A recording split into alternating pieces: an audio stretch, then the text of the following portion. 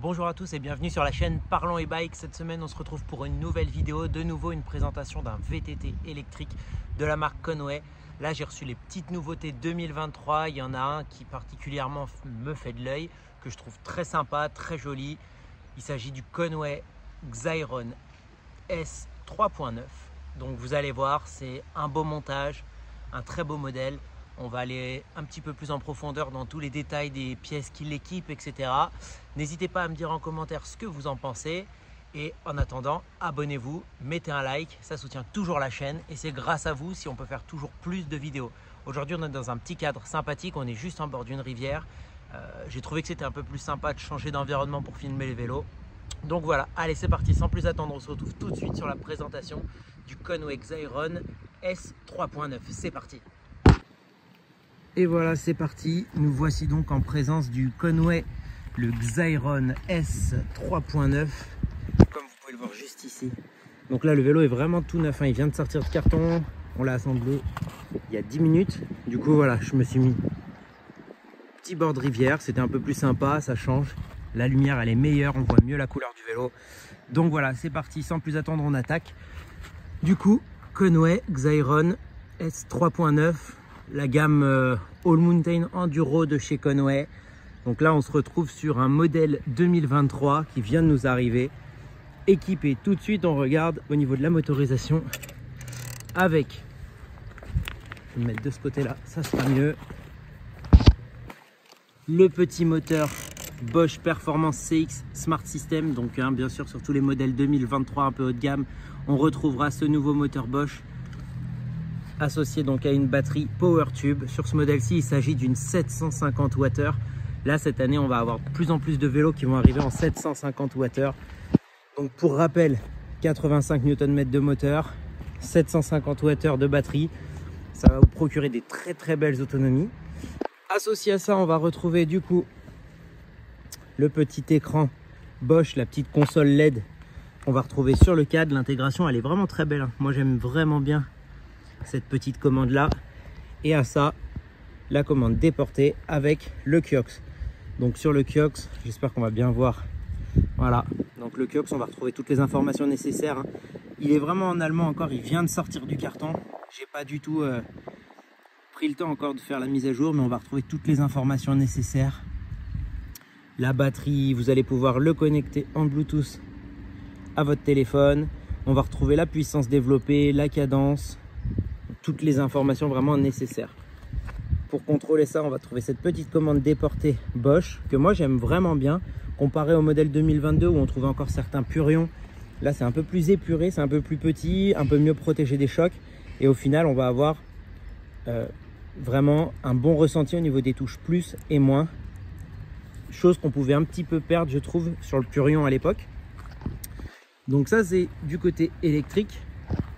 D'ailleurs, j'ai trouvé ça assez sympa aussi. Il faut savoir que sur les modèles cette année, il n'y a plus de capteur, d'accord, de vitesse. En fait, le capteur de vitesse se trouve directement dans la base arrière et va être détecté à l'aide de l'aimant qui se trouve directement sur la jante. C'est les aimants de valve.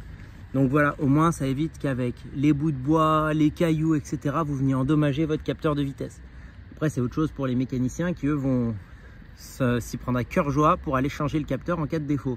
Mais bon, d'un point de vue équipement sur ce vélo, on va retrouver transmission 12 vitesses de chez SRAM. On est en SRAM SX sur celui-ci. Alors, à notifier, pardon, ils ont modifié le corps du dérailleur.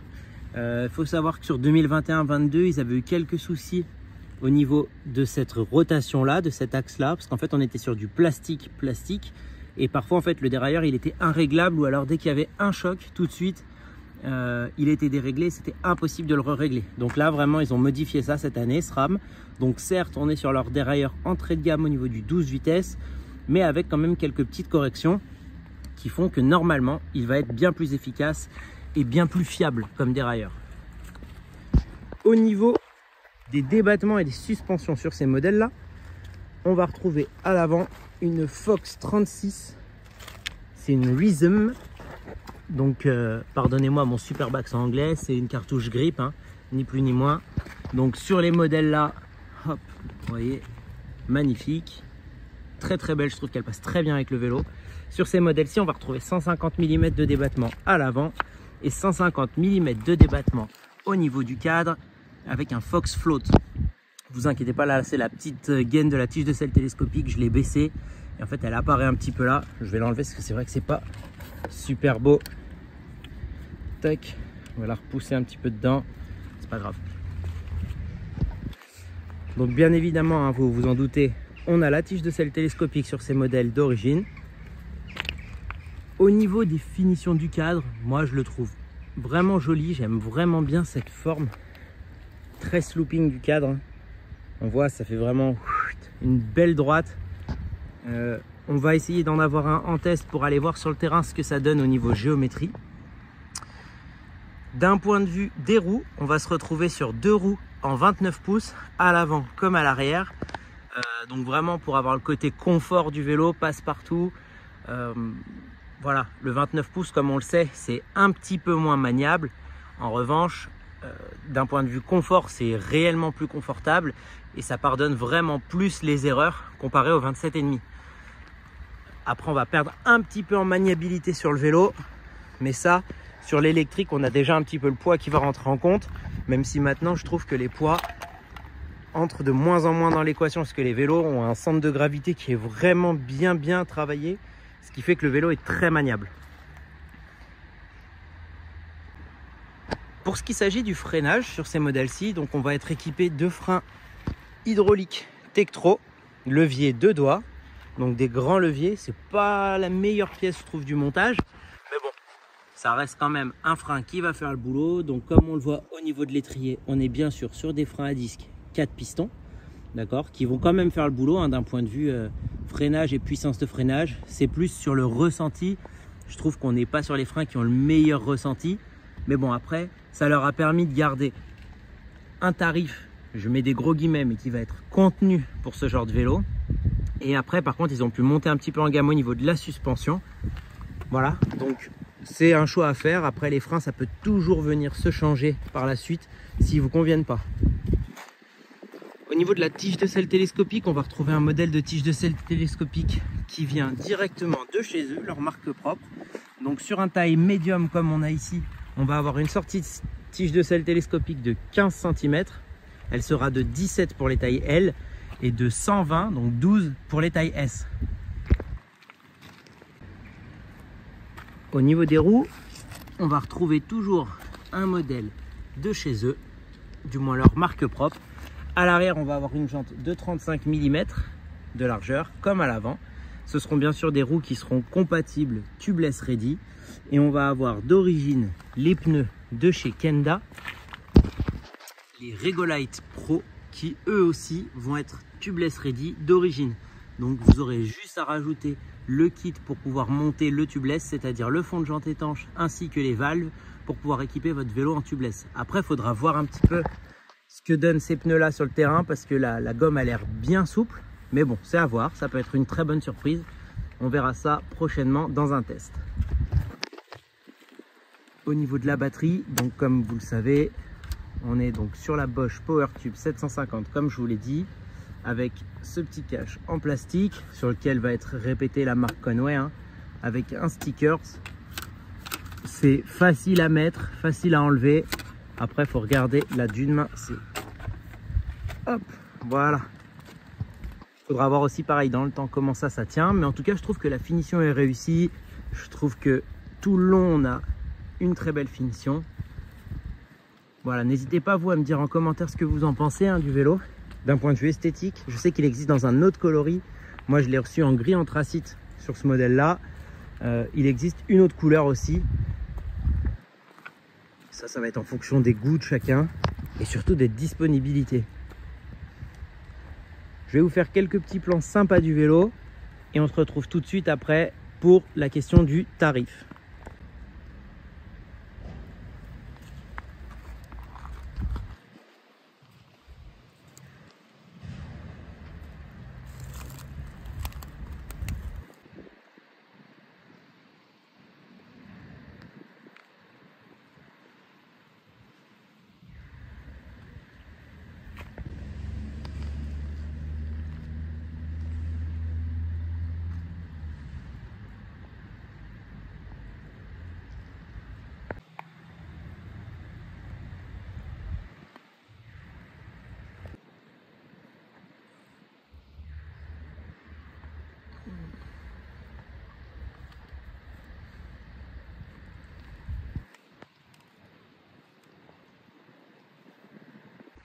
Et voilà, du coup, les petits plans cinématiques étaient Voilà, j'ai essayé de vous faire quelque chose d'un petit peu sympa.